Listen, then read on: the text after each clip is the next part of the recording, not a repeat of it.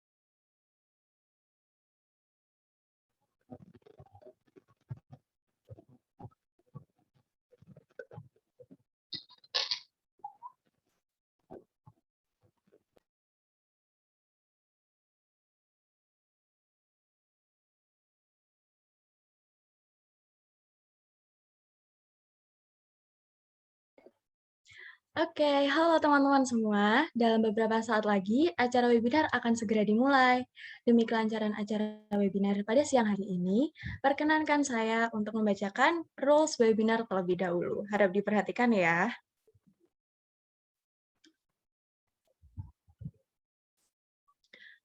Untuk rules yang nomor 1,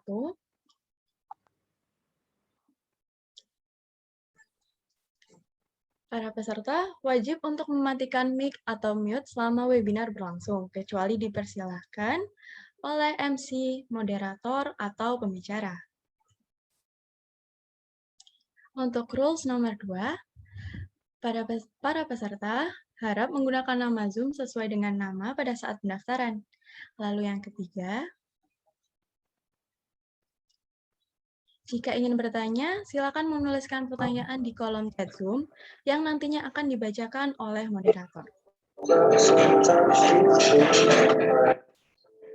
Untuk yang keempat,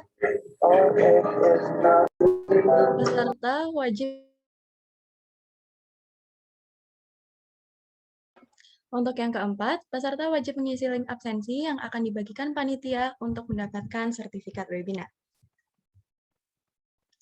Untuk yang kelima,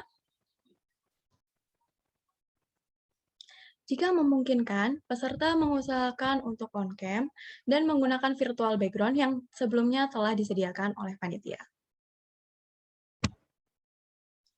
Untuk yang keenam, peserta campaign wajib untuk membuat story tentang materi webinar hari ini dan di-upload dengan mention @relation.id, kemudian di-screenshot dan dilampirkan pada saat mengisi absensi. Baik, teman-teman sekalian, acara webinar siang hari ini akan segera kita mulai. Assalamualaikum warahmatullahi wabarakatuh. Salam sejahtera bagi kita semua. Salam Om Swastiastu, Namo Buddhaya, salam kebajikan. Halo semua, selamat siang. Selamat bergabung pada acara webinar Lonely But Not Alone, A Way Out from Loneliness. Gimana nih kabarnya teman-teman semua? Pada sehat semua kan? Sehat, Kak. Oke, sebelumnya perkenalkan, saya Miranda Safira selaku MC webinar hari ini yang akan memandu acara siang hari ini, sampai dengan acara hari ini selesai. Acara ini diselenggarakan oleh Komunitas Relation yang dibantu oleh Biro Psikologi Personale, dan tentunya acara ini juga dibantu oleh beberapa pihak sponsorship, yaitu dari Biro Psikologi Personale, Info Webinar dan Sewa Zoom Premium, dan juga Ines Kosmetik. Pertama-tama, saya ucapkan selamat datang kepada yang terhormat Co-Founder Relation, yang terhormat narasumber kita dari Biro Psikologi Personale, dan juga moderator kita, serta para peserta webinar siang hari ini. Sebelum rangkaian acara dilanjut, ada baiknya kita berdoa terlebih dahulu. Berdoa sesuai keyakinan masing-masing, berdoa dimulai.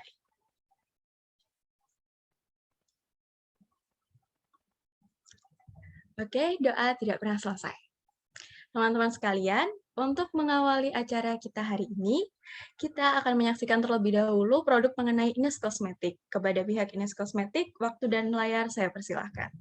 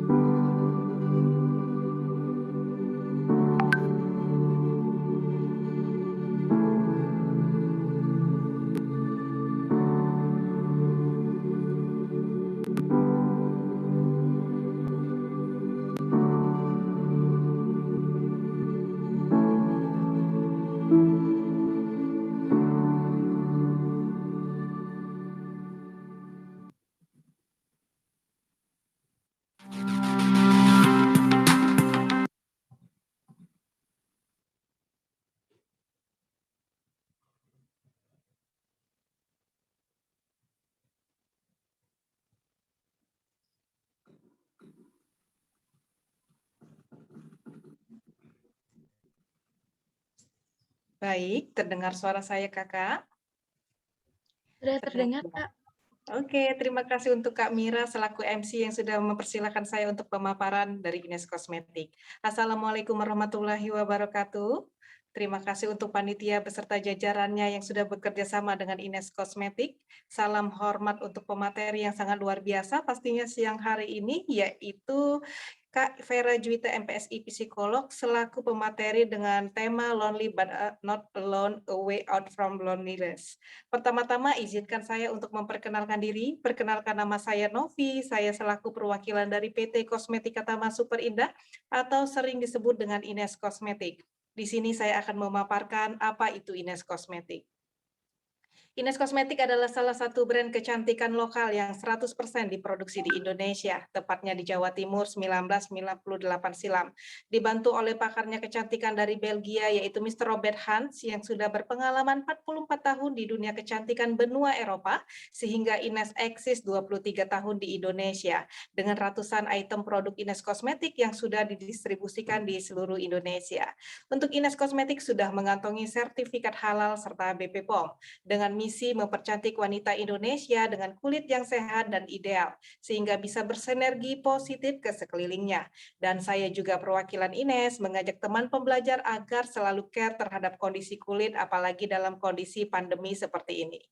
Untuk produk Ines meliputi make up, salah satunya bisa dilihat dari tayangan video tadi, kita ada namanya Volumilizer Eyebrow Mascara, di mana Volumilizer Eyebrow Mascara yang sudah mengandung vitamin A, E, dan sunflower oil untuk mempercantik alis teman-teman semua secara praktis yang bisa dipakai oleh partisipan wanita. Dan kita juga ada yang namanya skincare, kita ada perawatan mingguan yang bisa terlihat dari video tadi, kita ada yang namanya clay masker dan fill up masker yang sudah mengandung oil absorber dan film coating untuk membantu mengencangkan kulit serta mengangkat kotoran terdalam di pori-pori, bagus sekali untuk perawatan mingguan yang bisa dipakai oleh kalangan general. Dan kita juga ada yang namanya body care yang bisa dipakai oleh kalangan general. Sudah pasti untuk webinar yang sangat luar biasa pada siang hari ini, kami memberikan voucher belanja Ines, di mana voucher tersebut bisa di-screenshot oleh seluruh partisipan untuk pembelanjaan secara jalur pribadi. Terkhusus volume blizzard dan clay masker dan fill up masker akan mendapatkan diskon 30%. Dan Ines juga bisa dilihat di e-commerce kami, yaitu JJID, Lazada, Shopee, Tokopedia, bahkan e-commerce lainnya. Dan bisa juga nih di-download di aplikasi kita melalui Play Store My Ines. Dan jangan lupa kepoin follow IG, Facebook, TikTok, atau YouTube-nya Ines Kosmetik, karena banyak sekali produk-produk yang di-launching di 2021 ini. Untuk webinar ini juga saya minta izin kepada panitia, saya akan memberikan nomor saya melalui kolom chat. Barangkali nih ada pembelajar ingin berkonsultasi secara gratis, mencari makeup yang tepat, perawatan kulit yang tepat, atau cara menggunakan voucher bisa melalui jalur pribadi. Nah, demikian seputar Ines Kosmetik. Semoga bermanfaat. Lebih dan kurang saya mohon maaf, saya tutup. Wabillahi taufik wal hidayah. Wassalamualaikum warahmatullahi wabarakatuh. Terima kasih. Waalaikumsalam warahmatullahi wabarakatuh. Baik, terima kasih dari pihak Ines Kosmetik atas pemaparannya. Nah, pasti udah pada nggak sabar kan untuk pemaparan materi hari ini? Sebelumnya, perlu kami informasikan lagi untuk teman-teman semua, kami harapkan untuk on-cam agar bisa lebih interaktif dengan pembicara kita siang hari ini. Yuk, pada on-cam dulu yuk. Aku mau lihat nih, muka-muka cantik dan ganteng-ganteng kalian. Yuk, on-cam yuk. Jangan lupa dipakai buat virtual background-nya juga ya. Oke, tanpa berlama-lama lagi, yuk langsung kita cus ke acara selanjutnya, yaitu penyampaian materi mengenai Lonely But Not Alone dengan tema A Way Out From Loneliness yang akan dipaparkan oleh Kak Vera Juwita selaku psikologi dari Biro Psikologi Personale. Untuk sesi materi dan diskusi nantinya akan dipandu oleh moderator kita hari ini, yaitu Kak Miatul Sadia, yang merupakan mahasiswa psikologi di Universitas Paramadina dan tim content writer di Relation. Langsung saja saya sapa Kak Mia. Halo, selamat siang Kak Mia. Halo, selamat siang Kak Mira. Oke, untuk Kak Mia, waktu dan layar saya persilahkan untuk memandu jalannya sesi materi dan juga diskusi siang hari ini. Baik, terima kasih Kak Mira. Halo teman-teman semua, selamat siang. Nah, sebelumnya terima kasih ke Kamira yang udah mempersilahkan sebagai MC. Jadi perkenalkan lagi, di sini aku Mia yang akan menjadi moderator dalam webinar kita hari ini, yaitu webinar Lonely But Not Alone, A Way Out from Loneliness.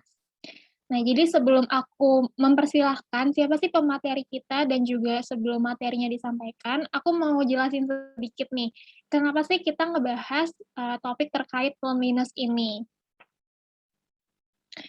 Oke, jadi karena situasi dan kondisi kita yang lagi pandemi sekarang ini, banyak banget masyarakat, khususnya remaja-remaja nih, dan juga usia-usia dewasa awal yang merasakan kesepian karena banyak banget kan aktivitas yang berubah dari sebelum pandemi dan juga setelah pandemi. Kayak misalnya, sebelum pandemi itu, kita bisa nih bebas keluar rumah, ketemu teman, ngumpul-ngumpul di luar buat ngobrol-ngobrol atau hangout.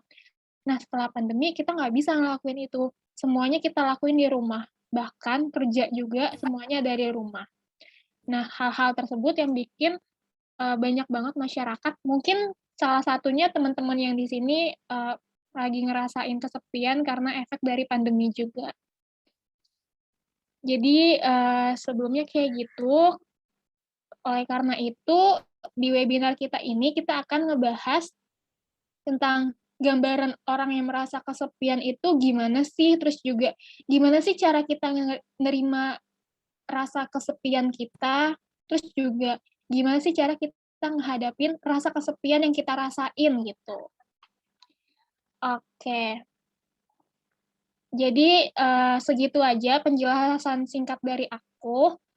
Kita akan langsung memperkenalkan pemateri kita nih. Sebelumnya aku mau sapa dulu, namanya Kak Vera. Halo Kak Vera. Halo, selamat siang. Selamat siang Kak Vera. Oke, jadi aku mau kenalin Kak Vera secara singkat dulu ya teman-teman.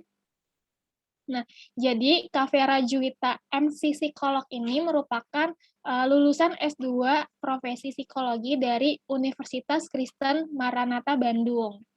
Nah, jadi Kak Vera orang Bandung nih ya, Kak lagi di Bandung. Jadi Kak Vera ini juga merupakan salah satu Associate Psychologist di Biro Psikologi Personale. Nah, Kak Vera ini juga punya banyak banget experience dalam bidang psikologi yang menangani kasus gangguan konsentrasi, gangguan emosi, parenting, pemilihan jurusan dan bimbingan karir, relasi sosial, kesulitan belajar, dan juga selective mutism. Banyak banget ya spesialisasinya Kak Vera ini. Jadi, jadi untuk itu kita akan langsung aja nih mulai mempersilahkan Kak Vera untuk menyampaikan materinya. Untuk Kak Vera, waktu dan tempat dipersilahkan. Oke, terima kasih juga buat Relation ya untuk kesempatannya. Siang ini saya boleh sharing nih. Mau koreksi dikit, saya bukan orang Bandung sebenarnya. Merantau di Bandung. Saya aslinya orang Jogja. Nanti kalau udah banyak ngomong biasanya akan kedengeran nih, oh orang Jawa nih. Gitu ya. Nah, teman-teman sebelumnya ini topik yang menarik sekali ya dan cukup menantang karena banyak dari antara kita yang mungkin saat ini lagi ngalamin nih atau mungkin pernah atau sudah pernah melaluinya. Jadi saya punya sedikit pengetahuan kalau dari psikologinya bagaimana dan saya sangat membuka diri dengan senang hati nanti kalau dari teman-teman mungkin akan nambahin gitu dari pengalamannya atau mungkin punya cara sendiri gitu gimana caranya handle kalau pas lagi lonely gitu ya. Oke, kalau gitu cukup pengantarnya, saya akan share screen dulu ya.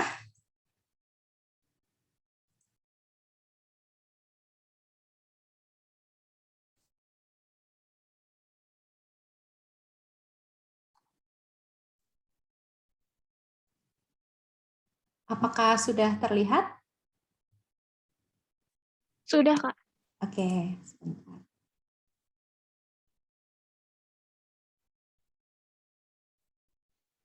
Oke, judulnya Lonely But Not Alone ya, teman-teman. Nah, sebelum kita ngomongin tentang lonely atau kesepian gitu, ada baiknya ya, menurut saya kita pahami dulu yang seperti apa sih lonely itu, yang dinamakan kesepian itu definisinya seperti apa. Jadi kita mau ngintip teorinya sedikit gitu ya. Jadi kesepian itu adalah perasaan yang pada dasarnya memang tidak menyenangkan gitu ya.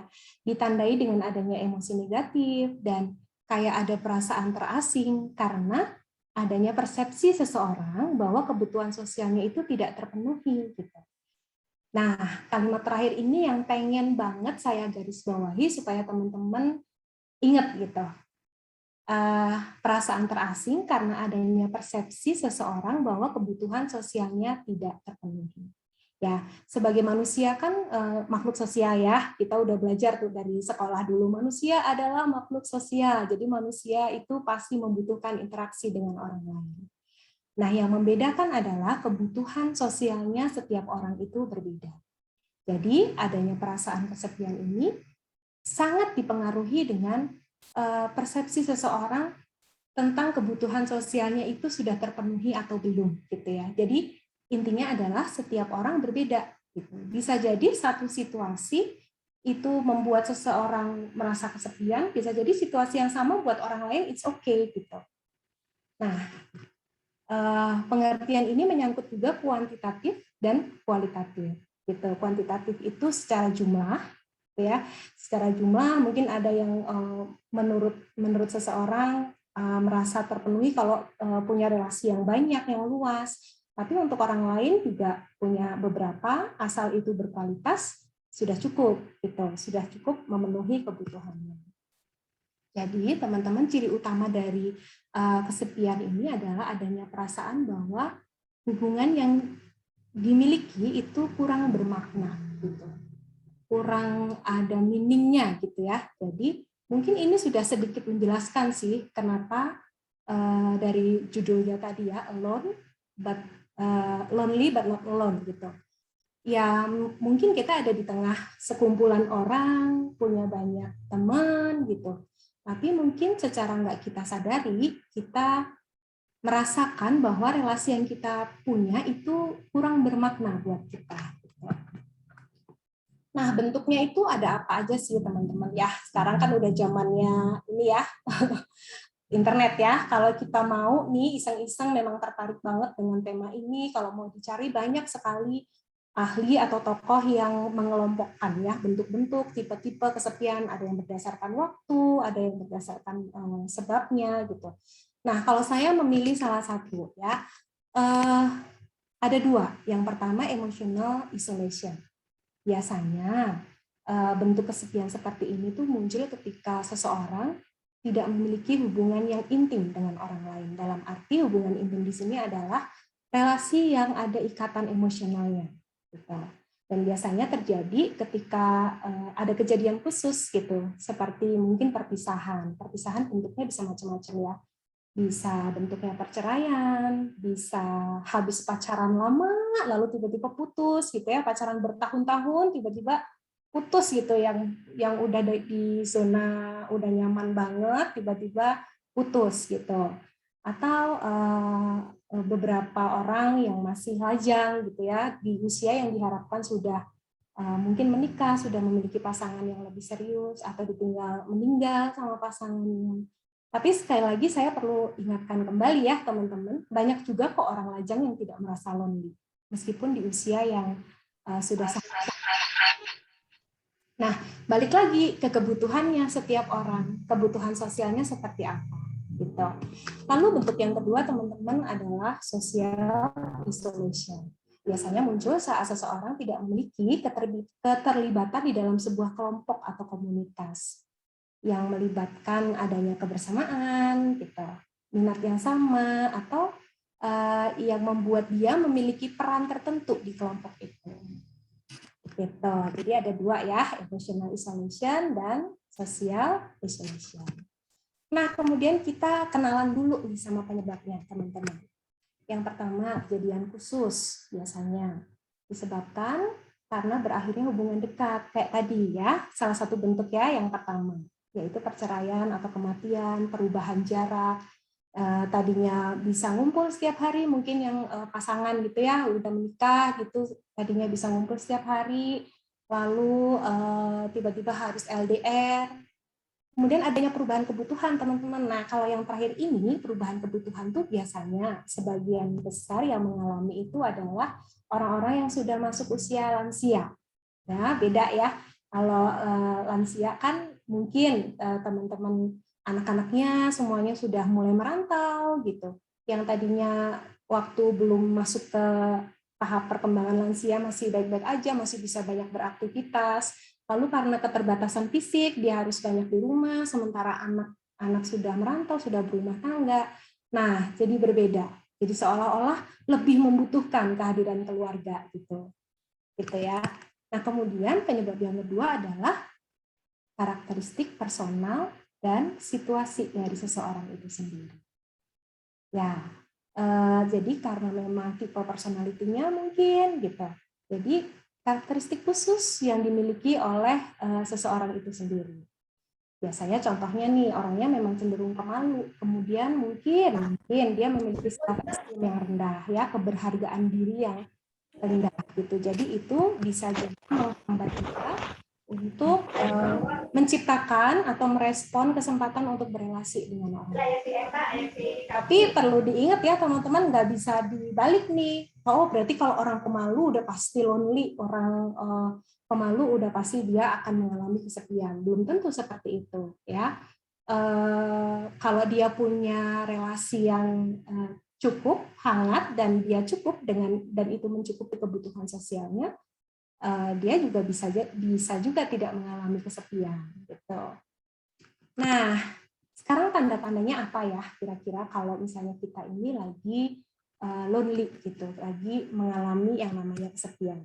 Ini secara umum ya teman-teman, secara umum biasanya sih mengalami kesulitan berelasi secara mendalam dengan orang lain ya. Ada kata kunci di sini yaitu secara mendalam. Say hi, punya banyak teman mah bisa-bisa aja, tapi kalau yang deep relationship itu kok kayaknya susah banget ya gitu. Kayak nggak bisa gitu ada ikatan emosional atau mungkin susah ya, kesulitan gitu. Kemudian yang kedua memang tidak ada relasi yang dekat dengan satu orang pun. Even itu mungkin keluarga gitu atau mungkin teman-teman, tidak ada yang dekat di sini pengertiannya adalah orang lain yang bisa membuat nyaman, kemudian ada ikatan emosional gitu ya. Kita bisa jadi diri sendiri, kita bisa nyeritain apa aja dan sama-sama tahu gitu, sudah saling mengenal. Nah, deskripsi dekat mungkin dari situ. Kemudian ada perasaan terisolasi yang luar biasa meskipun sedang bersama orang lain.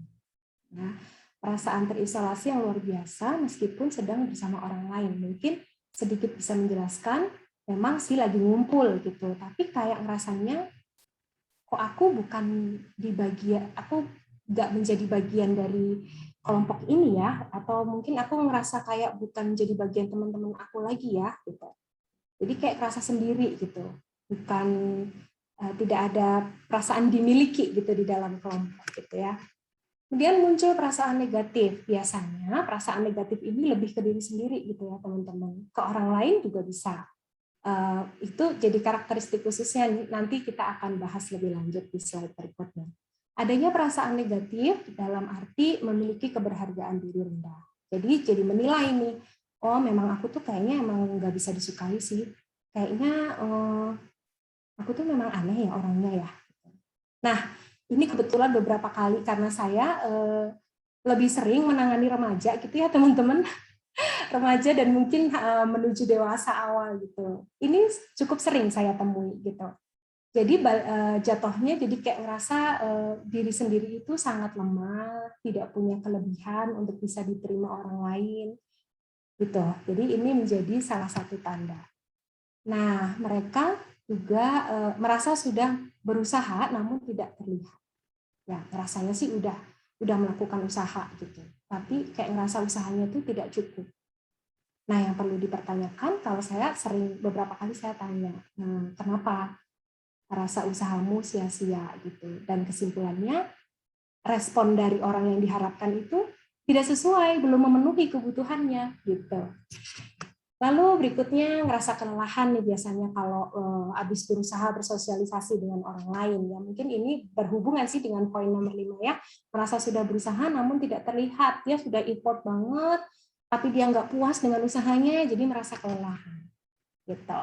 Dampaknya apa teman-teman? Yang pertama udah pasti ke psikologisnya. Ya. Kondisi psikologis orang yang merasa kesepian itu biasanya memandang tidak hanya dirinya secara negatif, tapi orang lain. Gitu. Dia melihat orang lain itu juga, menilai orang lain itu juga secara negatif. Dia jadi nggak mudah percaya, gitu. Jadi kayak jadi waspada gitu ya. Jadi waspada, jadi hati-hati banget gitu dalam dia menjalin relasi dengan orang lain itu penuh dengan hati-hati. Yang pada akhirnya itu akan menghambat kan ya, karena kurang spontan, itu akan menghambat bagaimana dia merespon ketika di lingkungan. Ketika ada orang yang ngajak, atau hanya say hi, atau nanyain kabar, nanyain kesulitan, dia jadi penuh dengan kecurigaan. Gitu. Jadi kurang spontan, itu juga pada akhirnya akan menghambat. Gitu. Kemudian ada gangguan tidur, kecanduan, gitu. Gangguan emosi juga bisa disebabkan karena mengalami kesepian, dan pada akhirnya yang terjadi adalah ya well-being kita terganggu ya, mental health kita jadi terganggu. Gitu. Kasus yang paling parah bisa menyebabkan dia menjadi depresi. Nah, kalau yang kecanduan ini memang sangat banyak terjadi ya, apalagi di remaja. Kecanduannya larinya ke game, biasanya ke game, atau mungkin ke video porno, gitu ya, karena lonely, dia mencari sesuatu untuk mengisi kekosongan hatinya, gitu. Dia merasa happy, gitu ya, ketika dia main game, gitu. Nah, itu sebenarnya adalah escape, padahal itu semu sebenarnya yang dirasain anak-anak ya, yang beberapa yang saya temui. Kemudian dampaknya secara fisik, udah pasti minimal psikosomatis lah kalau yang dirasain. Mungkin teman-teman udah cukup familiar ya dengan istilah psikosomatis, gangguan yang kita rasain secara fisik nih, pegel-pegel, pusing gitu, ngilu di badan, mual gitu, atau migrain nggak selesai-selesai, tapi yang disebabkan oleh kondisi psikologis kita yang sedang tidak stabil. Dan kalau untuk kasus yang parah, mungkin menjadi diabetes, jantung, dan tekanan darah kita juga bisa naik tuh. Jadi kesepian ini sangat berdampak ya teman-teman kalau kita nggak mulai aware. Nah, ada sebuah fakta yang cukup menarik ya, bahwa menurut sebuah penelitian nih, kondisi otak seseorang yang sedang mengalami kesepian itu, terutama di area hipokampusnya itu, mengalami penyusutan yang signifikan. Nah, area hipokampus ini kan fungsinya untuk pembelajaran ya, untuk memori, untuk mengingat. Nah, itu juga pasti akan mengurangi stimulasi di otak kita. Dan bagaimana memproses emosi, bagaimana berinteraksi dengan orang lain juga pasti akan terpengaruh juga. Nah, jadi oleh sebab itu, kesepian juga mempengaruhi kinerja otak kita, teman-teman. Fungsi kognitif terutama itu yang paling berasa. Fungsi kognitif itu apa aja sih? Kemampuan kita buat fokus, buat konsentrasi, mengambil keputusan, problem solving gitu. Itu jadi terpengaruh juga secara tidak kita sadari. Dan pada akhirnya jadi meningkatkan resiko mengalami demensia atau Alzheimer. Ini kalau yang udah parah dan tidak ada penanganan ya.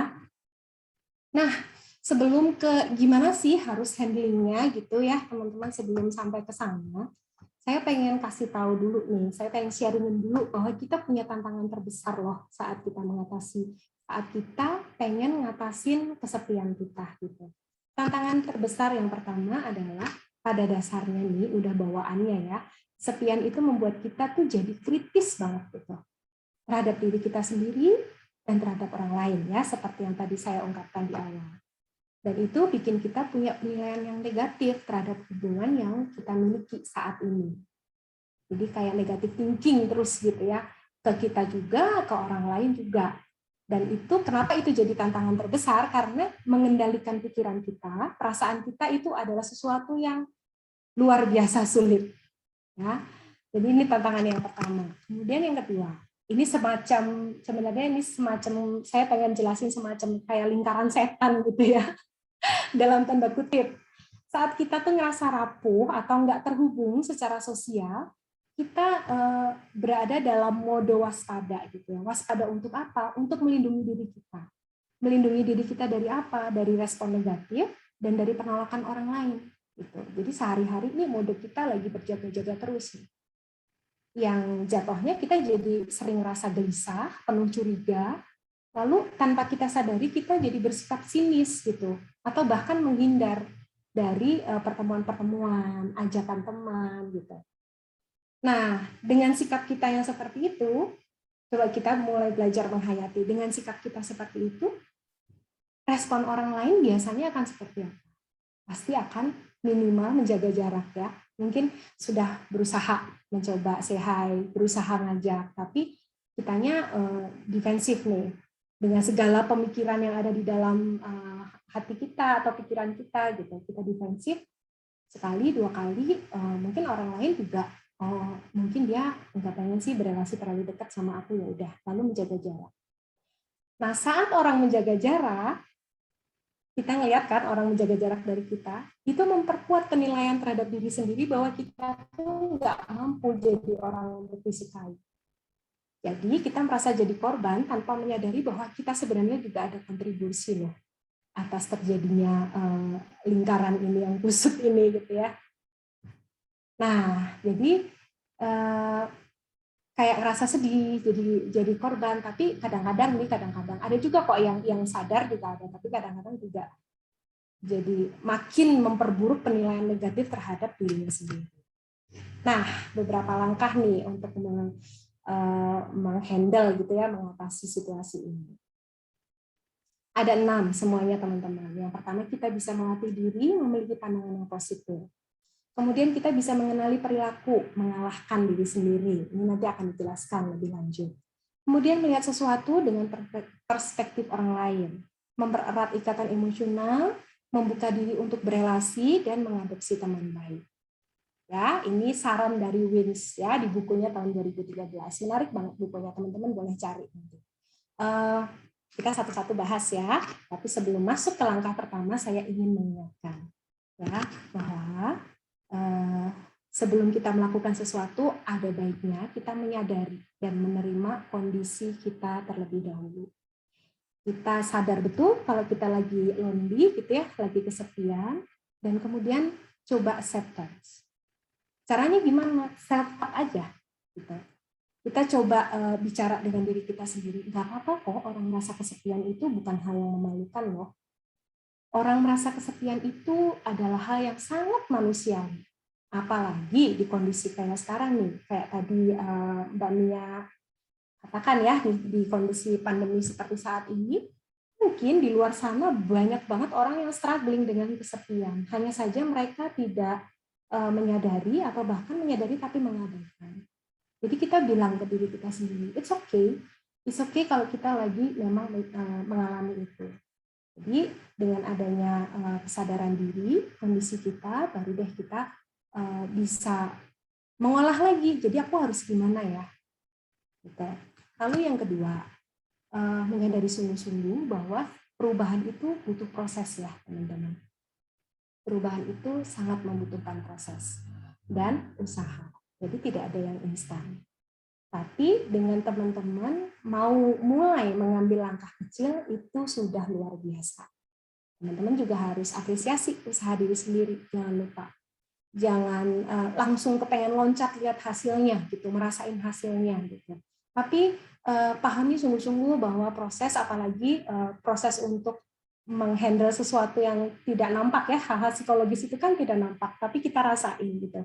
Apalagi hal seperti itu harus kita sabar gitu dalam melakukan proses, dan kita harus mau untuk berusaha.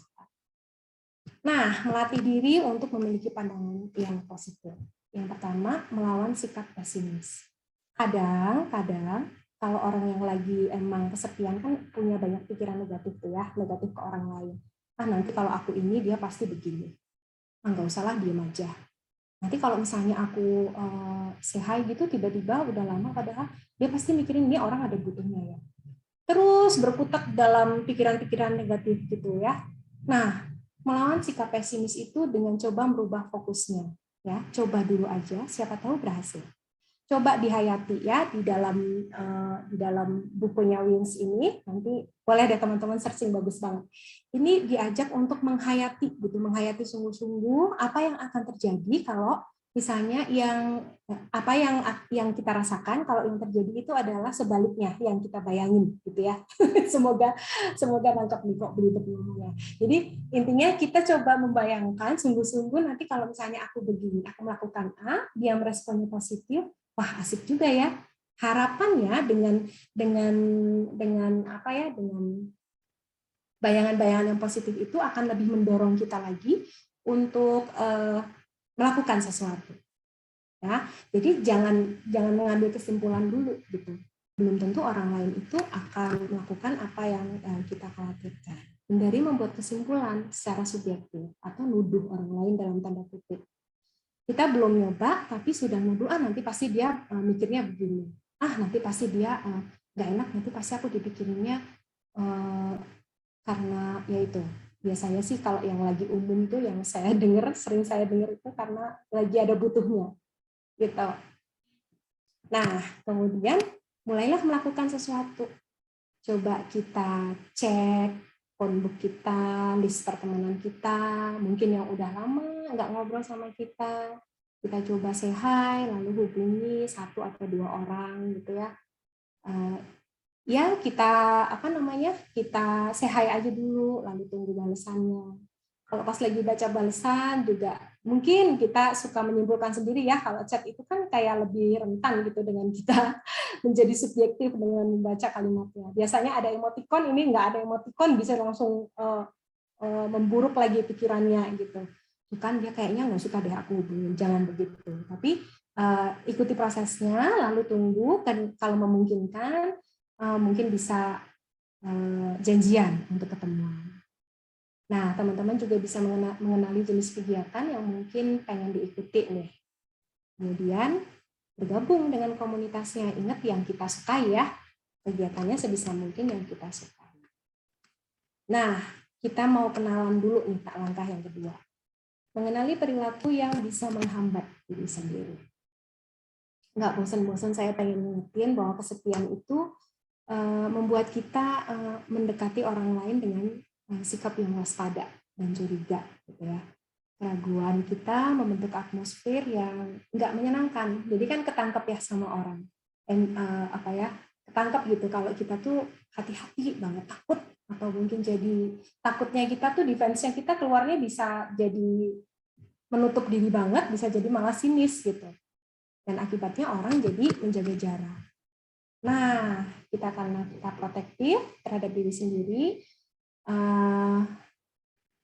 sikap itu tadi yang bisa keluar gitu dari dalam diri kita sendiri. Jadi kita nggak terlalu pengen gitu, karena udah nyaman aja gitu ya.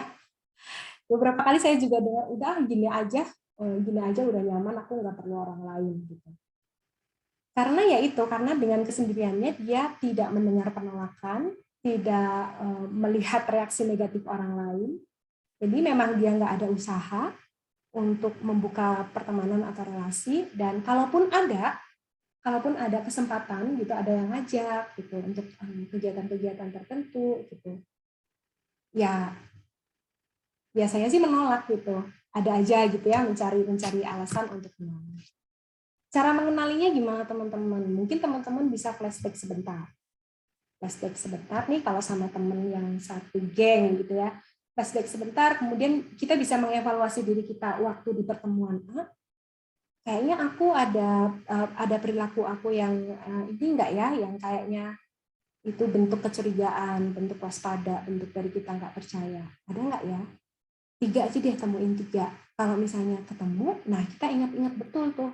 Biasanya sih kalau misalnya dalam situasi itu kita harus note ke diri kita sendiri. Jangan sampai nanti begitu lagi. Entah dari cara ngomongnya, dari nada bicaranya, gitu. Kalau kita kesulitan, kita boleh sharing ya, barangkali masih ada yang bisa berkomunikasi dengan teman yang udah deket banget, lalu bisa ngasih masukan yang objektif gitu. Kita bisa ajak sharing. Aku kemarin waktu ini ada nggak ya yang begini-begini yang kelihatannya tuh kayaknya defensif banget nih. Nah, kemudian kita belajar melihat sesuatu dari perspektif orang lain. Memahami dengan tepat pendapat orang lain. Atau biasa disebut dengan perspektif taking. Ya, memahami dengan tepat pendapat orang lain. Bagi sebagian orang, ini hal yang mudah dilakukan. Tapi banyak juga orang yang masih kesulitan. Gitu. Biasanya sampai yang saya temui sih biasanya hanya sampai pada tahap dengerin, maksud kamu teh apa gitu, misalnya begitu gitu ya. Dengerin, lalu udah gitu. Nah, sedangkan melihat sesuatu dari perspektif orang lain itu ada proses di mana kita benar-benar memahami, menghayati gitu. Kenapa ya orang ini melakukan A? Oh, karena dia tipe orangnya begini. Oh, mungkin dia punya tujuan A, B, C gitu. Ya, beberapa hal yang dapat membantu ya untuk kita bisa belajar melihat perspektif dari orang lain. Yang pertama selalu dimulai dengan kemauan untuk berusaha. As simple as that ya. Tapi saya cukup sering bertemu dengan orang yang memang kekeh gitu dengan apa yang dia yakini gitu. Yang dia yakini itu dia sangat meyakini perspektif dia, dan jadi dia lupa gitu kalau dia lupa untuk memahami bagaimana orang lain memandang sesuatu. Ya, tanamkan juga di dalam hati kita bahwa apa yang kita pikirin, apa yang kita yakini, apa yang kita simpulkan gitu, kadang-kadang itu belum tentu benar. Mungkin kita bisa mulai belajar memperhatikan informasi akurat lain. Informasi akurat itu semacam ekspresinya ketika mengungkapkan sesuatu, bahasa tubuhnya, gitu ya. Jadi hal-hal objektif yang konkret, ada buktinya, kelihatan yang bisa kita tangkap. Daripada persepsi kita yang mungkin berdasarkan kata orang, gosip, atau pendapat subjektif kita, karena mungkin kita pernah mengalami sesuatu nih dengan orang ini. Jadi kita udah punya image negatif dengan orang itu. Nah, kita harus untuk beberapa orang harus dipelajari ya, harus mulai melihat hal-hal yang objektif sebelum kita benar-benar menyimpulkan sesuatu. Kemudian yang keempat, teman-teman, mungkin kita bisa mulai mempererat ikatan emosional kita. Dengan cara yang pertama melatih kemampuan untuk berempati. Sekali lagi, kemampuan untuk berempati ini ada beberapa orang yang sudah dari sananya, dia sangat peka banget, gampang banget gitu ya ikut sedih ketika melihat orang lain sedih. Tapi ada beberapa orang juga yang perlu dilatih. Ya, memahami, menghayati situasi orang lain. Kalau aku di posisi itu, apa yang aku rasain? Kemudian menyampaikannya secara mendalam ke orang itu. Ya, jadi untuk bisa mendalam kan butuh penghayatan ya teman-teman. Untuk dia bisa deep dalam penyampaian kita, butuh penghayatan, butuh juga kita seolah-olah kita ikut ada dalam situasi itu. Gitu. Nah, caranya adalah membayangkan. Ini cara yang banyak sekali disarankan gitu supaya orang bisa melatih empati, membayangkan kita berada dalam situasi orang itu. Tidak hanya membayangkan selama sedetik, 2 detik, oh iya kayaknya situasi itu kan pasti orang sedih. Tidak hanya sampai di kognitif aja ya, tapi benar-benar kita sampai mengalami emosi tertentu. Emosi apa yang kita alami? Mungkin situasinya kita bisa bayangin. Kalau misalnya ada teman curhat habis pacaran lama gitu, tiba-tiba putus, kita mungkin bisa resapi sambil membayangkan situasinya. Oh iya, dia kemana-mana selama ini tuh selalu berdua. Dia kalau dia kesulitan tuh selalu ada itu pacarnya untuk membantu. Terus dia sedih juga ada emotional support dari pacarnya. Terus pokoknya kalau ngelihat itu selalu lah dalam situasi-situasi sulit itu selalu ada support dari pacarnya, tiba-tiba nggak ada, ya kebayang juga sih gitu. Sampai kita benar-benar merasakan emosi tertentu. Nah, kemampuan empati itu membutuhkan latihan ya dalam berbagai macam situasi dengan banyak orang. Nah, jadi nggak cuma bisa sekali atau akan jauh lebih bagus kalau kita nggak hanya sekedar nonton video gitu yang lewat di TikTok atau nonton di YouTube, acara-acara di YouTube, kita ke TV gitu. Tapi ada baiknya kalau kita juga melatihnya secara langsung, kita mengalami gitu ya. Kita mengalami yang pada akhirnya harapannya ketika kita udah lebih terlatih nih kemampuan kita untuk berempati, kita bisa antisipasi ini kalau aku melakukan seperti ini, orang bakal merasa ini apa ya? Gitu ya. Nah, kemudian yang kelima teman-teman, kita berusaha untuk menciptakan relasi. Loh, kan tadi di awal orang kesepian itu memang negatif ya, pandangannya tuh negatif ke diri sendiri, ke orang lain. Jadi dia menutup diri. Gitu. Nah, itu sudah semacam karakteristik gitu ya, membuat kita jadi diliputi keraguan untuk mengambil peluang baru dalam kegiatan tertentu. Udah ada kesempatan di depan, ragu-ragu mau ikut, aduh gimana ya nanti orang-orang di sana gimana, nanti aku diterima nggak ya. Nah, salah satu caranya yang disarankan adalah mendekati situasi itu, situasi yang mengancam dalam tanda kutip. Misalnya dengan bergabung dengan kelompok yang punya hobi atau minat yang sama, atau menjadi relawan. Menjadi relawan ini cukup efektif ya untuk mengobati atau kita handle rasa kesepian kita gitu. Menjadi relawan. Kenapa? Karena dengan menjadi relawan itu menumbuhkan rasa keberhargaan diri ya. Kita jadi ngerasa menjadi bagian dari sebuah kelompok dan apa yang kita lakukan itu berarti gitu buat orang lain. Jadi itu akan menumbuhkan self esteem kita juga. Mengadopsi teman baik teman-teman yang keenam.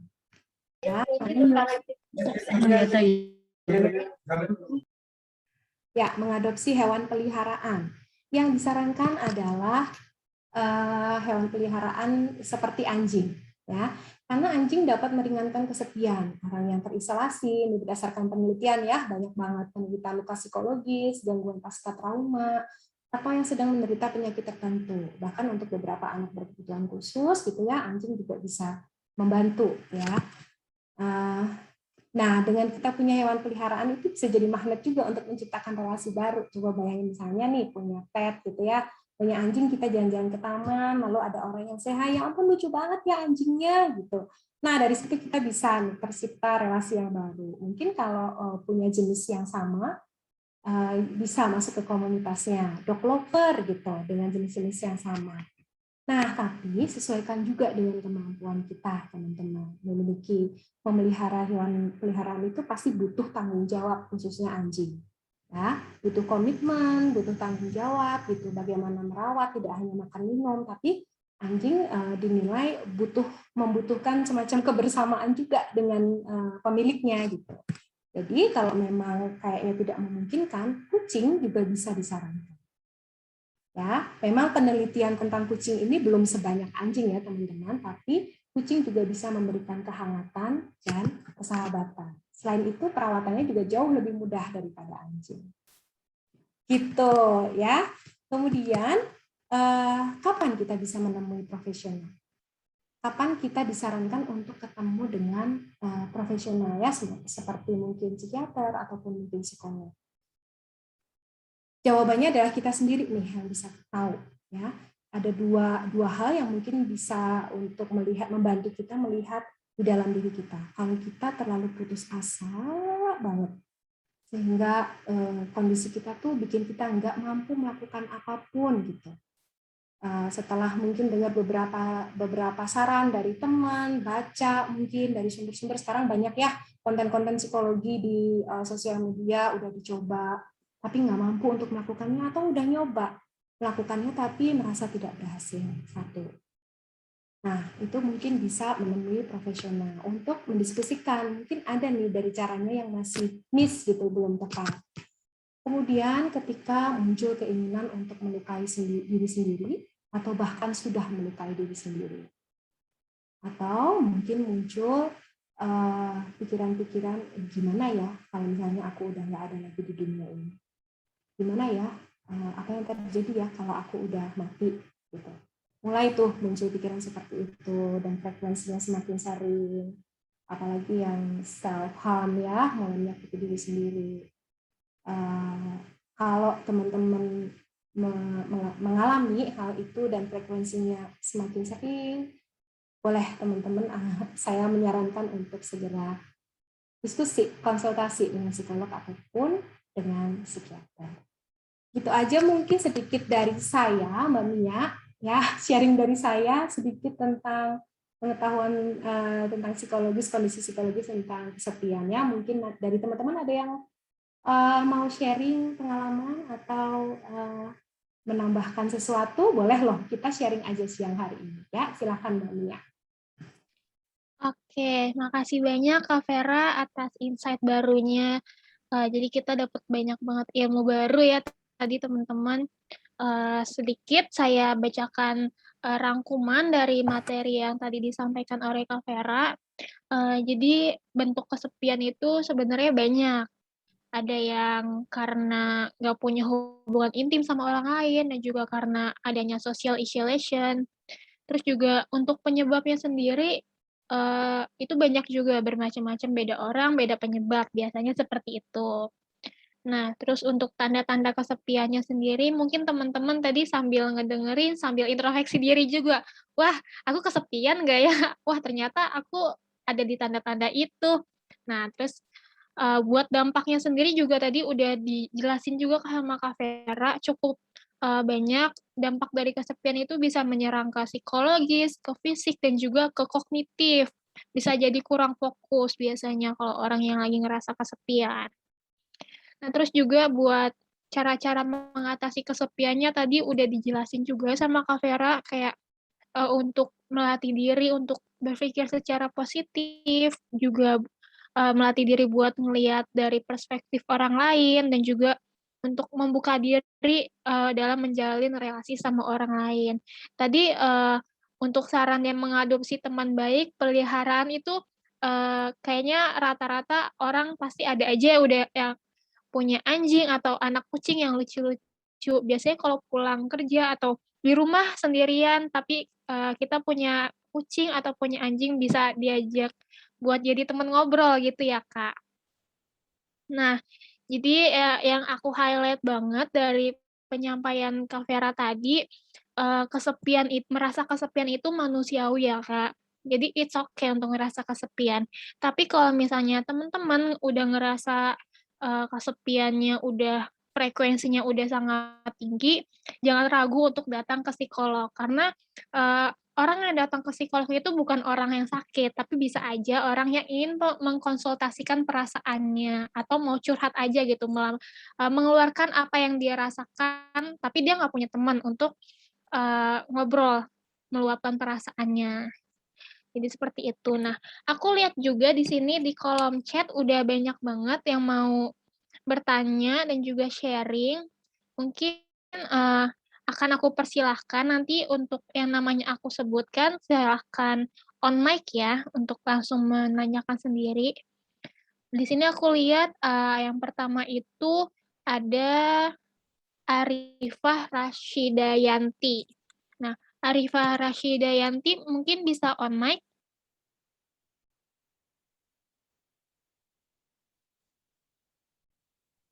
Halo, iya. Ya, silakan untuk pertanyaannya. Tadi Kak Vera juga sempat jelasin ya kalau misalnya salah satu cara untuk keluar dari kesepian ini dengan cara menjalin kembali relasi-relasi yang ada gitu.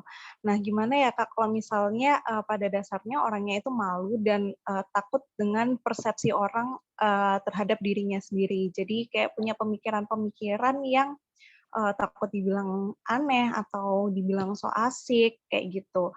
Nah, gimana caranya supaya kita bisa benar-benar punya punya pemikiran yang berbeda lah dengan itu dan akhirnya bisa berelasi lagi kayak gitu. Makasih. Oke, Kak Vera mungkin mau langsung dijawab. Oke. Ya, terima kasih ya Arifah ya. Ya, seperti yang sudah dijelaskan di awal ya, memang kondisi kesepian ini memang Kalau kita memang lagi ngalamin, itu karakteristiknya itu memang kita jadi seperti itu, gitu. Kita jadi punya banyak pikiran negatif ke diri kita dan ke orang lain.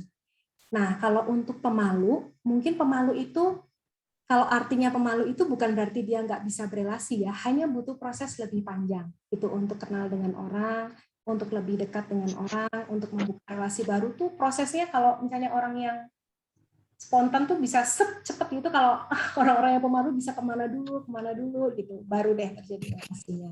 Nah, caranya adalah itu tadi ya, belajar, melatih ya, namanya belajar kan nggak bisa yang langsung sempurna gitu, tapi mulai melatih sedikit demi sedikit berpikir positif ya, merubah persepsi kita yang negatif itu jadi positif gitu. Belum tentu loh orang lain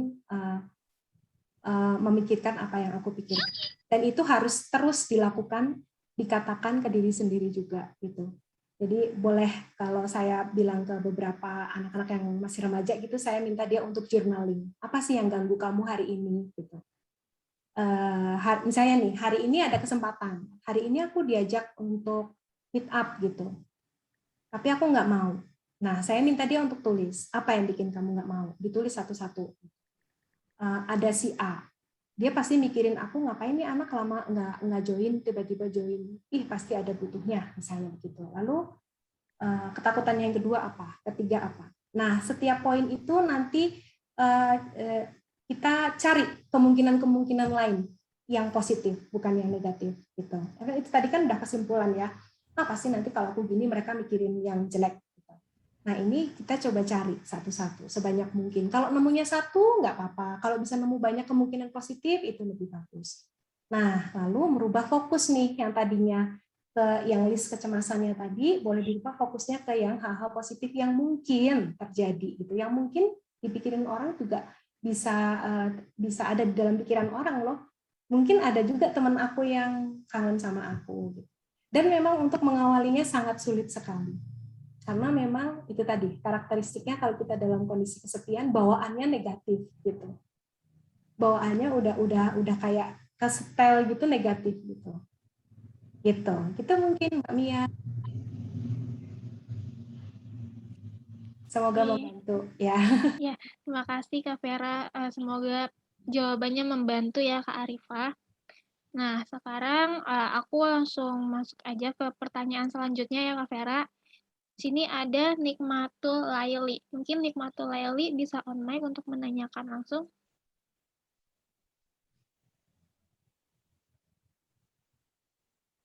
Halo?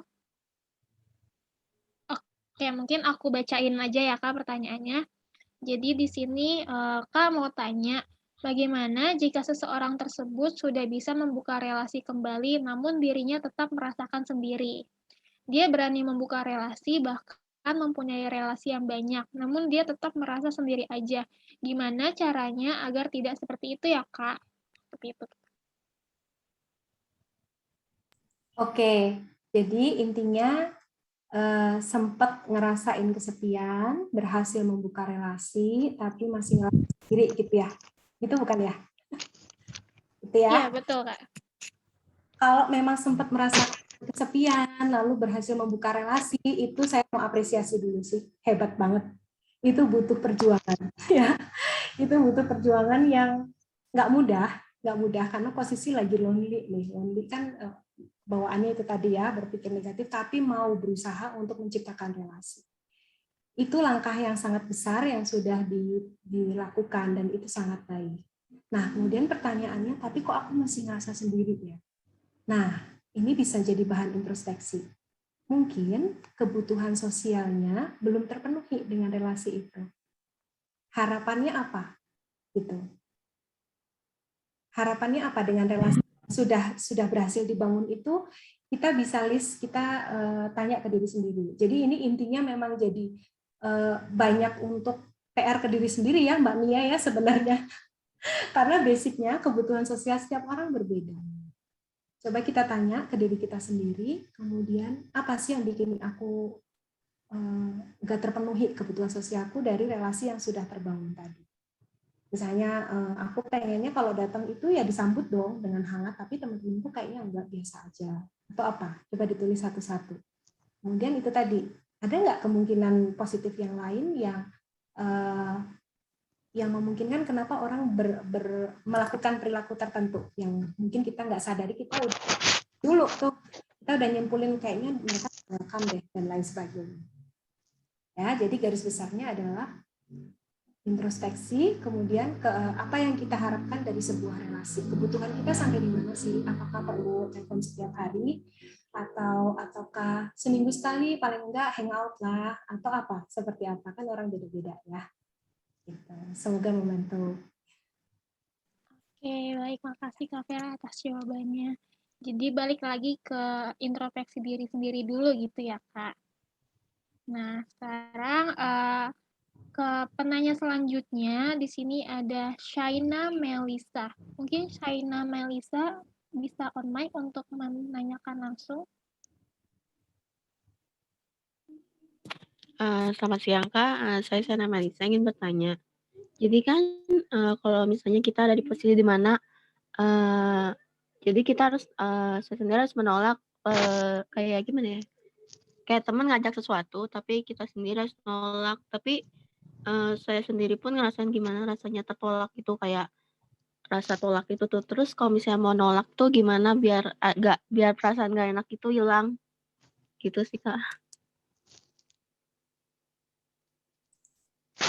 Ya, oke, bisa langsung dijawab Mbak Mia ya. Oke, jadi ini ceritanya nggak enak gitu ya, mau nolak ya. Ini juga cukup gencar ya Mbak Mia di soundingin gitu untuk kita mulai belajar menolak. Ya kadang-kadang karena saking nggak enaknya sangat-sangat menjaga perasaan orang lain. Kemudian kita jadi iyain aja kalau diajak ngapa-ngapain, padahal kita mungkin lagi capek, lagi banyak tugas, lagi banyak kerjaan gitu. Jadi tadi pertanyaannya gimana supaya tidak merasa bersalah atau jadi ngerasa lebih lega gitu ya kalau misalnya menolak gitu ya. Yang pertama, kalau memang kondisi relasi kamu dengan teman itu cukup dekat, bisa dijelaskan. Bisa dijelaskan dengan logis apa yang akan kamu lakukan, lalu bisa disampaikan dengan cara yang asertif. Asertif itu tetap menyampaikan apa yang ingin kita sampaikan, tapi dengan cara pemilihan kata, intonasi, dan nada suara yang baik. Tuh. Ini juga banyak terjadi nih dengan anak-anak di sekolah gitu ya, terutama yang SMA nih. Nah, lalu tanamkan ke dalam diri bahwa kadang-kadang ya saya nggak tahu apakah dialami dengan teman-teman atau enggak, tapi kadang-kadang kita takut menolak itu juga karena kita takut ditolak gitu. Kita takut sekali nolak nanti jadi nggak kalau ada apa-apa lagi nggak diajak lagi mungkin, atau nanti nggak jadi dalam satu kelompok pertemanan jadi sendiri gitu, jadi nggak jadi ditolak gitulah ya intinya. Nah itu tanamkan bahwa ketika kita punya relasi yang sehat, yang positif gitu, teman-teman yang positif juga, kalau misalnya mereka teman yang positif, pasti mereka bisa memahami bahwa kondisi kita saat itu memang lagi memang benar ada yang dikerjain nih, atau mungkin lagi drain banget, lagi kelelahan gitu, burn out banget mungkin di kuliah, di sekolah, atau mungkin di pekerjaan tuh lagi benar-benar kelelahan secara emosional dan pengen aja gitu sendiri di rumah gitu. Nah harapannya seperti itu ya gitu. Jadi dan yang terakhir, jangan takut ya, kalau saya selalu bilang sih jangan takut karena kita menolak sesuatu maka kita tidak akan. Justru menurut saya pribadi ya, justru pada saat itulah waktunya kita untuk menilai juga gitu, kemudian mungkin akan terseleksi secara alami gitu, mana teman yang benar-benar bisa klik sama kita, bisa saling memahami gitu kondisi kita, mana yang dekat tapi nggak sedekat itu gitu. Gitu aja mungkin dari saya Mbak Mia. Oke, makasih Kak Vera. Jadi sebenarnya permasalahannya itu karena rasa nggak enakan ya. Sebenarnya rasa nggak enakan ini juga bisa jadi topik tersendiri mungkin ya Kak, karena itu menarik banget buat dibahas. Karena sebenarnya saya sendiri juga orangnya nggak enakan sih Kak. Betul ya. Mungkin bisa jadi topik kita selanjutnya kali ya untuk membahas nggak enakan itu sendiri. Nah, teman-teman, aku mau ngasih tahu juga nih untuk beberapa penanya akan dipilih yang beruntung dan mendapatkan goodie bag dari Ines Cosmetic. Jadi ditunggu aja teman-teman yang semoga beruntung ya dapat goodie bag dari Ines Cosmetic. Mungkin kita akan masuk lagi ke pertanyaan selanjutnya karena banyak banget nih kan pertanyaannya, kelihatannya banyak yang excited banget tentang materi loneliness ini. Nah, mungkin ini aku ngelihat ada pertanyaan yang cukup menarik. Mungkin Gita Karisma bisa on mic untuk sharing dulu pengalamannya dan juga memberikan pertanyaannya. Gita Karisma masih ada?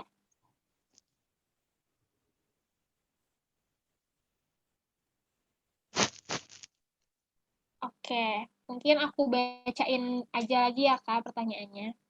Jadi, selamat siang Kak, saya Gita. Izin bertanya Kak, jadi saya beberapa tahun terakhir sempat bermasalah dengan teman saya. Setelah bermasalah tersebut, saya menjadi orang yang banyak mengurung diri di rumah saya, dan juga jarang sekali keluar. Nah, semenjak saat itu, saya takut untuk bergabung dengan orang baru. Saya selalu merasa bahwa saya sepertinya tidak pantas, tidak setara, dan mungkin mereka tidak menerima saya. Nah, pertanyaan saya, bagaimana cara mengatasi ketakutan untuk bergabung dengan orang-orang baru tersebut? Seperti itu, Kak. Orang baru ya, berarti ya Iya, pertanyaannya. Kak. Bukan teman yang lama ya? Iya. Iya. Ya, mungkin masalahnya tidak terselesaikan ya, Gita ya namanya. Nah, mungkin nggak clear gitu kali ya. Jadi masalahnya mungkin karena tidak clear, jadi kita tidak bisa menangkap poin apa yang menjadi evaluasi atau koreksi untuk diri kita sendiri. Jadi kitanya cuma nebak-nebak nih. Jadi tadi kalau di garis besarnya jadi ngerasanya, aduh aku emang nggak pantas sekali kalau berteman sama orang lain. Nah, jadi itu PR yang tapi sudah berlalu ya, nggak bisa diulang lagi gitu. Tapi kan harus memulai relasi yang baru gitu. Nah, mungkin kalau misalnya sekarang sudah masih ada teman satu atau dua gitu ya untuk sharing gitu, bisa membuka diri untuk tanya gitu. Selama ini temenan sama aku, ada koreksi apa sih gitu dari cara aku berteman gitu. Tapi ingat sebelum melakukan ini kita harus siapkan diri ya. Kita kan yang nanya soalnya ya. Kita yang nanya. Jadi kita juga harus siapin hati dan siapin diri. Harus membuka diri dengan sungguh-sungguh legowo gitu ya kalau kata orang Jawa, menerima masukan. Lalu dengerin kalau memang itu pendapat yang objektif, kita bisa mengolah sendiri kita beneran seperti itu atau enggak. Lalu dengan masukan dari teman tadi, kita bisa memperbaiki ya ke depannya. Kita bisa memperbaiki ketika membuka relasi yang baru. Tapi tadi ada kalimat, ada ketakutan untuk membuka relasi yang baru. Coba bisa dimulai dengan bergabung dengan orang atau komunitas yang hobinya sama. Biasanya karena ada minat, kesukaan yang sama, itu akan mendorong ya, itu akan menjadi pendorong meskipun lagi takut-takut tapi karena suka, jadi kayak mendorong entah tanya, entah sharing gitu. Misalnya ada komunitas apa ya, sepeda gitu, misalnya nyari apa ya, spare part-nya atau apanya gitu kan karena kita suka banget gitu. Jadi kayak ada yang mendorong kita untuk bertanya. Dengan bertanya kan tercipta relasi ya. Nah, setelah itu ya tadi, mengolah seperti yang di awal-awal materi sudah saya sampaikan, kita mengolah, jangan menuduh orang lain dulu kalau kita belum melakukan apa. Belum tentu yang kita pikirin di orang lain itu, orang lain juga mikirin yang sama. Gitu. Kita deketin dulu, lalu membuka dulu komunikasi, lalu ikuti prosesnya. Kalau ada pikiran yang negatif, sekali lagi boleh ditulis, lalu cari kemungkinan positifnya apa. Dan ini butuh effort, butuh usaha yang luar biasa ya, karena kita mengendalikan diri sendiri itu jauh lebih susah daripada kita mengendalikan orang lain. Gitu. Semangat ya. Oke. Ya. Jadi intinya kita harus memberanikan diri untuk sharing gitu ya Kak, karena dapat insight dari orang lain yang terutama teman kita bisa bikin kita lebih berkembang lagi ke depannya. Seperti itu ya Kak. Nah, mungkin masih ada penanya lagi, mungkin dari Vira Fatmawati, apakah orangnya ada? Fatmawati.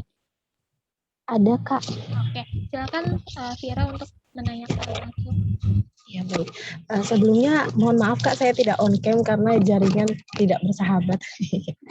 Oke, jadi saya ingin bertanya, seberapa penting kita untuk membangun ikatan sosial yang intim seperti yang Kak Vera jelaskan sebelumnya.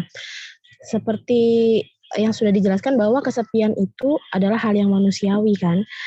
Dan saya sedikit menikmati hal itu, sehingga saya tidak pernah menceritakan kesedihan saya kepada orang lain. Saya tidak pernah memiliki hubungan intim sampai saya harus menceritakan segalanya kepada orang lain. Tapi saya punya circle, saya punya teman, dan mereka baik-baik pada saya. Mereka sering curhat kehidupan mereka pada saya, tapi saya tidak ada timbal balik gitu. Saya tidak pernah menceritakan kesedihan saya juga kepada mereka gitu. Karena saya berpikirnya manusia yang boleh mengetahui dan dapat mengerti tentang kesedihan saya itu hanya keluarga saya, karena mereka yang melihat langsung bagaimana kondisi saya saat itu, sehingga mereka mampu untuk mengerti. Lalu, apakah pemikiran seperti itu tidak masalah untuk kita sebagai manusia yang berlatar belakang makhluk sosial? Sekian. Oke, menarik banget nih pertanyaannya. Thank you ya. Cukup menarik pertanyaannya. Nah, saya mau nanya balik nih sebenarnya. Dengan kondisi seperti itu, ada gejala yang dirasain nggak kayak yang tadi saya sebutkan? Nah, masalahnya gejala yang selain kamera itu semua ada dalam diri saya, tapi saya merasa saya baik-baik aja gitu. Tapi gejalanya ada ya, dirasain. Maksudnya tanda-tanda rasainnya gitu. Ada, Kak. Berarti merasa terisolasi juga ketika bareng-bareng sama teman, gitu kah? Itu kalau untuk teman yang udah lama banget gak ketemu, terus harus ada dalam satu acara yang sama, itu kayak langsung diam gitu saya. Oke. Berarti mungkin yang dimaksud dengan kesulitan berelasi dengan orang lain itu menyimpulkannya mungkin persepsinya adalah kok aku nggak bisa cerita, curhat, sharing masalah pribadi aku sama temen gitu kali ya? Itu bukan? Jadi diskusi. Iya benar. Ya. Oke. Kalau itu poinnya merasa tidak bisa kesulitan berelasi secara mendalam gitu ya, maksudnya nggak bisa sharing. Tapi siapa tadi ya namanya? Aduh sorry lupa. Vira, Kak. Oh ya Vira. Tapi Vira masih ada tempat kan untuk sharing hal-hal pribadi yaitu keluarga. Ada. Nah itu sebenarnya sih sudah menjelaskan ya. Jadi relasi yang mendalam itu tidak harus selalu dengan teman, maksudnya dengan orang lain itu bisa juga dengan keluarga juga bisa gitu. Jadi kalau Vira tidak bisa curhat yang masalah yang private banget ke teman itu bukan berarti itu Vira lagi mengalami kesulitan berelasi secara mendalam, kan Vira ada relasi yang mendalam dengan keluarga gitu ya. Terus tadi saya nangkep sih yang tentang circle yang justru teman-teman Vira yang curhat ke Vira. Nah, mungkin tanpa disadari sama Vira ini sebenarnya Vira jadi tempat sampah yang menyenangkan gitu ya buat teman-teman gitu. Jadi kalau teman-teman mau cerita apa aja ke Vira gitu. Nah, itu bisa menimbulkan keberhargaan diri sebenarnya di Vira ini. Gitu. Memang kadang-kadang kita capek ya dengerin orang curhat, tapi kenapa ya orang curhat semuanya ke aku gitu. Nah, itu bisa menimbulkan keberhargaan di dalam diri kita. Gitu. Jadi intinya bukan berarti kalau boleh saya sampaikan, bukan berarti saat ini Vira merasa kesulitan, Vira mengalami kesulitan berrelasi dengan orang lain yang mendalam. Orang lain itu keluarga juga bisa termasuk sebenarnya. Selama masih bisa sharing yang hal-hal yang mendalam dengan keluarga itu bagus, malah justru aman ya sebenarnya, nggak akan kemana-mana kan kalau keluarga. Gitu Vira, semoga membantu. Oke Kak, terima kasih. Sama-sama. Oke, jadi intinya menjalin hubungan yang intim itu nggak cuma sama teman aja atau orang lain. Jadi orang terdekat kita, keluarga, kakak, adik, atau orang tua juga bisa menjadi relasi yang intim sama kita. Malah jadi aman, rahasianya nggak bakal kesebar kalau lagi musuhan. Betul. Oke, mungkin ada pertanyaan lagi nih Kak dari RR Dwita. Mungkin RR Duita masih ada orangnya? Masih ada. Oke. Untuk pertanyaannya langsung aja ya. Jadi aku mau nanya nih, aku nih kayak punya teman gitu kan. Nah, temen aku ini pernah cerita ke aku kalau misalnya dia itu sering ngerasa sendirian. Padahal sepenglihatan aku, dia ini punya teman yang banyak banget gitu. Nah, terus habis itu aku tuh kan kayak jadi temen tuh kayak ngerasa apa aku ini kurang apa namanya apa aku ini kurang kurang apa ya kurang perhatian sama DE sampai DE itu ngerasain apa namanya ngerasain kesepian gitu loh. Nah sebenarnya itu kesepian itu yang bisa ngerubah rasa kesepian itu tuh dari dalam diri teman saya sendiri. Apa saya sebagai temennya ini bisa bantu gitu loh, bisa bantu buat ngilangin rasa kesepiannya dia. Nah kalau misalnya bisa dengan salah satunya dengan cara saya bantu itu dengan cara apa gitu Kak? Terima kasih. Oke, terima kasih Dwita. Aduh, baik sekali ya. Temen yang baik nih Dwita nih ceritanya. Ya, betul, saya setuju. Dari semua yang sudah saya paparkan di tadi ya, itu memang kalau loneliness, kesepian itu memang sangat butuh usaha dari diri kita sendiri.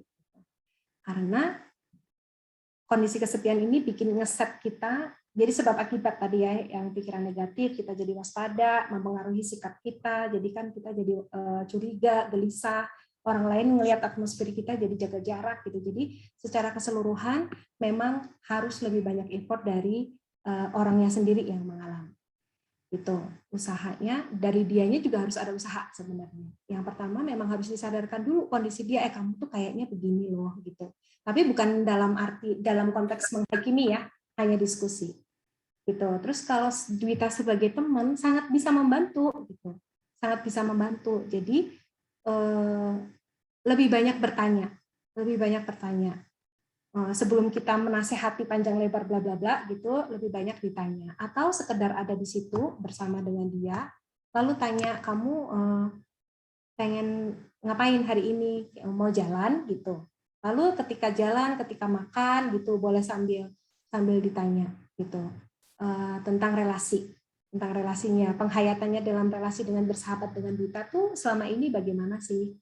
Kita ceritanya mau menggali sebenarnya kebutuhan sosial dia itu terpenuhi atau enggak, ya kan? Tadi kan kuncinya di awal orang yang kesepian itu kan memang ada persepsi bahwa kebutuhan sosialku tuh nggak terpenuhinya secara kuantitas jumlah atau secara kualitas gitu, atau mungkin dia ngerasa temennya kurang banyak, atau mungkin hanya sekedar dia lagi jenuh dengan rutinitas yang nggak bervariasi, pengennya hangout sama teman-teman kayak dulu, atau seperti apa. Terus lalu digali, boleh diajak ngobrol, lalu boleh ditutup dengan pertanyaan, yang kamu harapin dari aku apa sebagai teman? Gitu. Kamu pengennya aku sebagai teman, aku pengen bantu nih, tapi aku nggak ngerti, daripada aku salah, yang kamu harapin dari aku sebagai teman apa? Gitu. Boleh ditanya seperti itu. Itu mungkin Dita. Terima kasih Kak atas jawabannya. Sama-sama ya.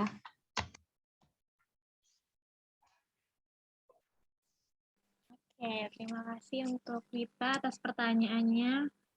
Kayaknya di Wita teman orang yang perhatian sama temennya ya. Empatinya tinggi berarti nih. Oke, mungkin kita akan bacain 2 pertanyaan lagi ya Kak Vera. Mungkin ini ada pertanyaan dari Feni Animatunisa. Mungkin Feni masih ada? Ada Kak.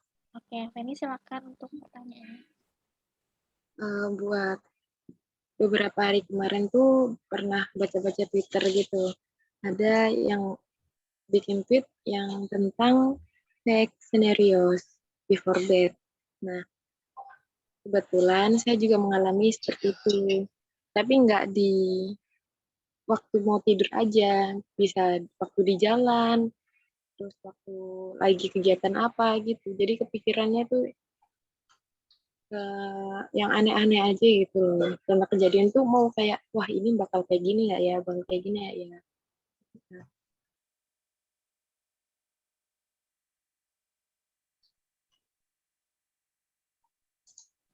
Oke. Sorry Penny, boleh diulang nggak tadi baca di Twitter baca apa? Agak nge-lag tadi. Jadi yang di postingan di Twitter itu Mm-mm. ada scenarios before bed gitu loh. Skenarios before bed. Ya, Oke. Terus suka kepikiran yang aneh-aneh, boleh dijelasin nggak aneh-aneh kenapa? ya kayak waktu mau tidur gitu. Biasanya kan kayak kepikiran random aja. Mm-mm. Itu kan jadinya malah nggak tidur-tidur. Terus aku di jalan juga pernah kepikiran kayak ada orang nih lagi belok atau ngeduluin, itu kayak agak nggak enak hati gitu. Jadi pikirannya terus gitu. Takut sesuatu yang buruk terjadi kah? Atau Iya. seperti apa? Ya. Itu seharian ya? Atau hanya sebelum tidur saja? Ya sebelum tidur. Oke. Biasa tidur jam berapa, Penny, kalau boleh tahu? Ya jam-jam 10, 11. Jam 10. Oke. Masih bagus ya jam tidurnya sebenarnya jam 10, jam 11 masih udah bisa tidur. Terus yang ditanyain Penny apa nih? Kalau boleh tahu. Cara menghindarinya bagaimana? Pikiran negatif tadi ya? Oke, kalau boleh saya simpulin overthinking kali ya sebelum tidur gitu. Overthinking sebelum tidur mikirinnya jadi kemana-mana, cemas, mencemaskan segala sesuatu. Yang pertama, yang perlu dicek dulu, adakah pekerjaan atau tugas atau yang menjadi tanggung jawabnya Feni yang belum beres akhir-akhir ini. Tadi kan katanya beberapa minggu ini ya, nanti boleh dicek nih, koreksi sendiri. Kalau misalnya ada, boleh di satu-satu dikerjain, diberesin satu-satu. Karena biasanya jadi penuh gitu ya, jadi kemana-mana padahal sumbernya sebenarnya dari tugas-tugas atau kerjaan yang belum beres itu. Kemudian boleh dicari lagi ada sesuatu masalah yang belum terselesaikan selain tugas dan pekerjaan.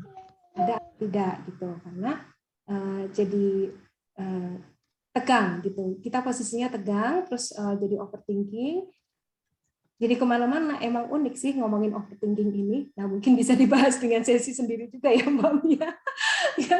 Nah gitu, jadi bisa dikoreksi sendiri kalau memang ada tugas diselesaikan satu-satu. Kalau ada sesuatu yang belum beres, misalnya ada masalah dengan teman atau dengan keluarga, boleh dibicarakan. Lalu biasanya berlangsung berapa lama nih sebelum sampai tidur? Kalau itu hanya berlangsung sebentar, lalu kita tetap bisa tidur, ya it's normal gitu, masih dalam range yang normal gitu. Kecuali kalau kita overthinking sampai kita baru bisa tidur jam 3, kemudian jam 5 udah bangun, nah itu kita mungkin bisa jadi warning ya. Tapi kalau tadi Mbak Feni kan bilang ya, jam 10, 11 sudah bisa tidur, itu bagus. Nah, itu berapa lama durasinya? Nah, terus ada dorongan untuk melakukan sesuatu yang buruk atau tidak? Kalau tidak, mungkin kita bisa tenang ya, Mbak Feni. Mungkin kita mengolahnya di situ. Mungkin bisa kita bawa di dalam self talk tapi yang positif.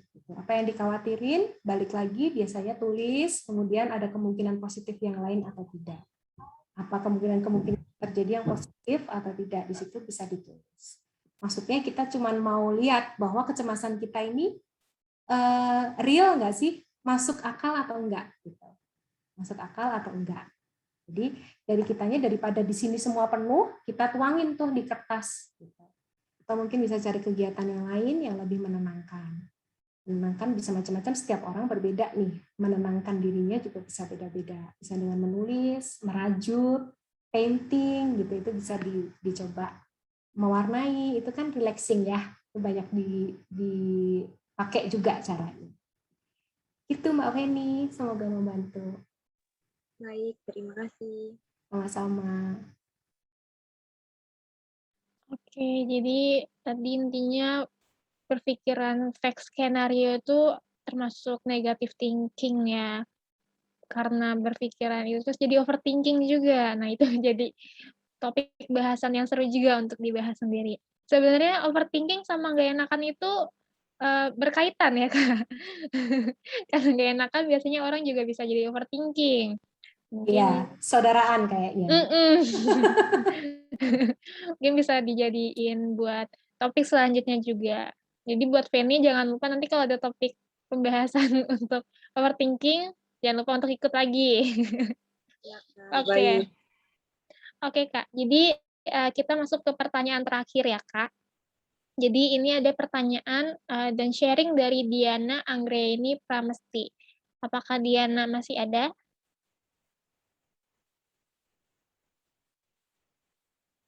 Halo, Diana? Oke, berarti aku bacain lagi aja ya, Kak, pertanyaannya.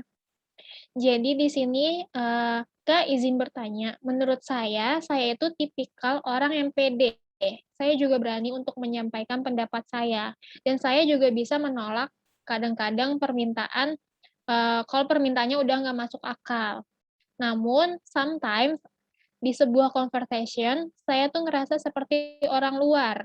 Saya merasa seperti tidak dianggap, dan itu sangat tidak nyaman untuk saya.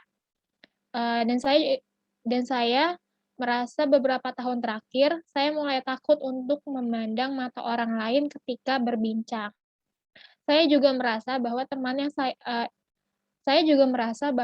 yang saya di tempat baru memiliki sifat yang sama dengan teman lama saya, dan seperti stuck dalam circle seperti itu. Gimana baiknya ya, Kak?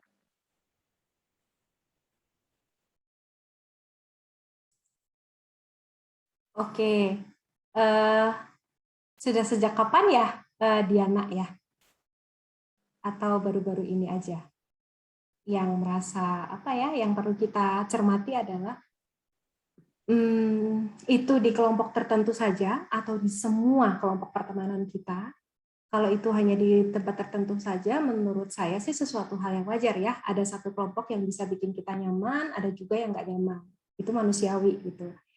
Nah, ngerasa tidak tadi menjadi orang luar di kelompok itu, mungkin kita bisa cari tahu kenapa ya aku merasa seperti itu. Mungkin kan tadi Diana termasuk orang yang sangat percaya diri ya, karena berani nyampein, berani nolak juga kalau memang nggak make sense gitu.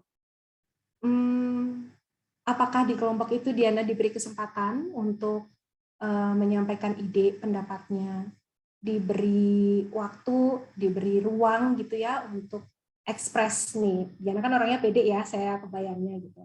Nah, percaya diri, mungkin spontan juga ngasih pendapat gitu di dalam kelompok. Nah, itu dikasih space untuk itu atau enggak.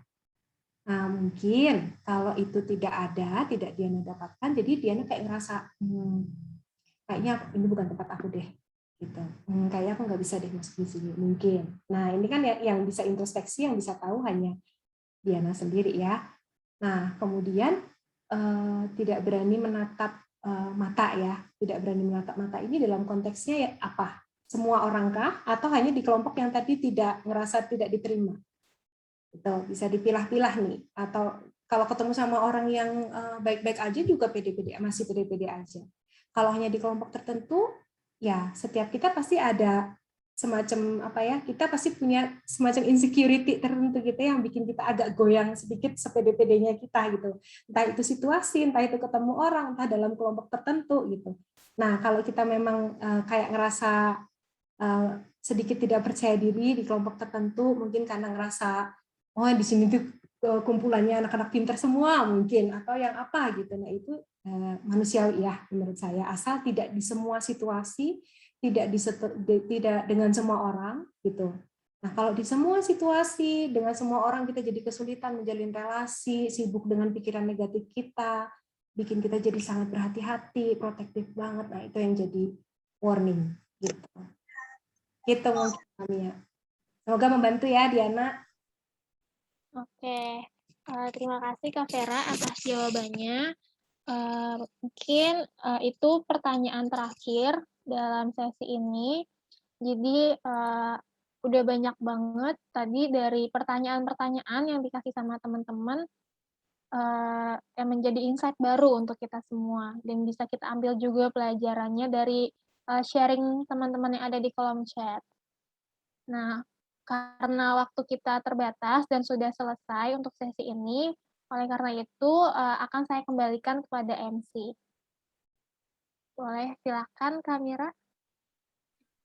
Oke, wah terima kasih banyak dan apresiasi sebesar-besarnya atas ilmu yang super menarik yang telah dipaparkan oleh narasumber kita, yaitu Kak Vera Juwita yang yang sangat bermanfaat banget bagi kita, apalagi di masa pandemi kayak gini ya kan, pada serba virtual semua nih, kayak gitu.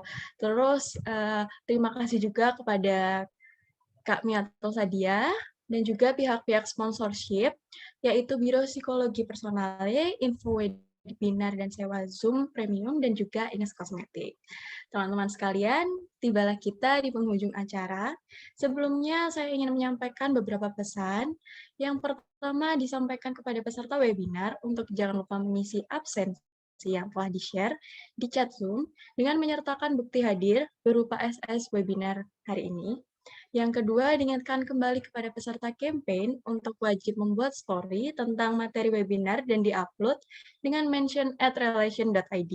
Kemudian di-screenshot dan dilampirkan pada saat mengisi absensi. Untuk menutup acara hari ini, kita akan melakukan sesi dokumentasi terlebih dahulu ya. Jadi yuk on cam yang belum on cam dan jangan lupa untuk menggunakan virtual background-nya dulu. Yuk on cam dulu yuk.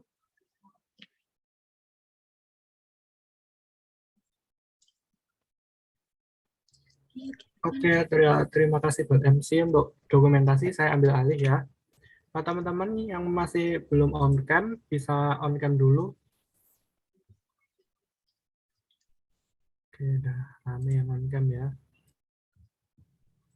Yuk, saya tunggu lagi sampai 14.42 deh. Biar banyak yang on cam.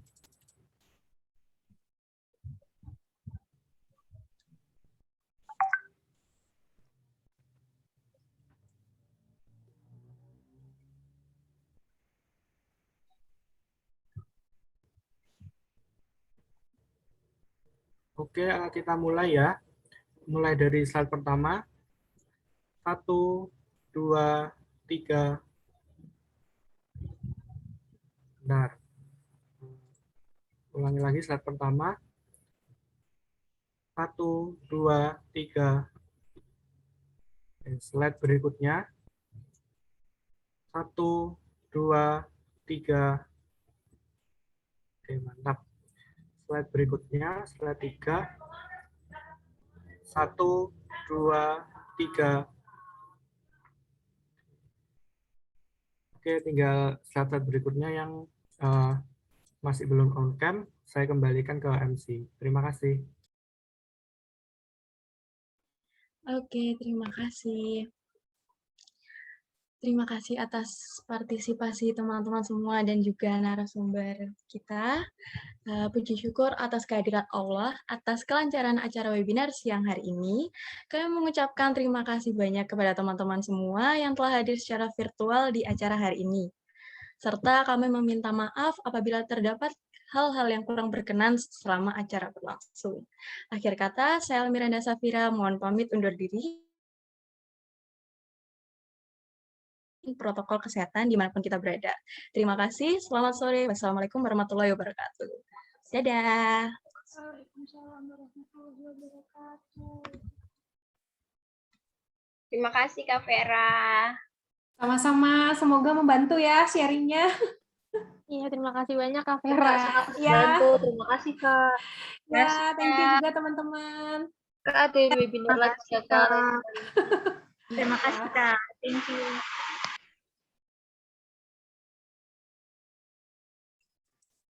Saya izin live, sudah bisa? Ya, Iya boleh, Kak, nggak apa-apa kalau mau. Silakan, terima kasih. Oke, terima kasih banyak ya teman-teman. Ya, ya jaga kesehatan kasih semuanya. Terima kasih Kak Vera. Ya, Terima kasih ya Kak. ya, ya, sama-sama. Bye-bye.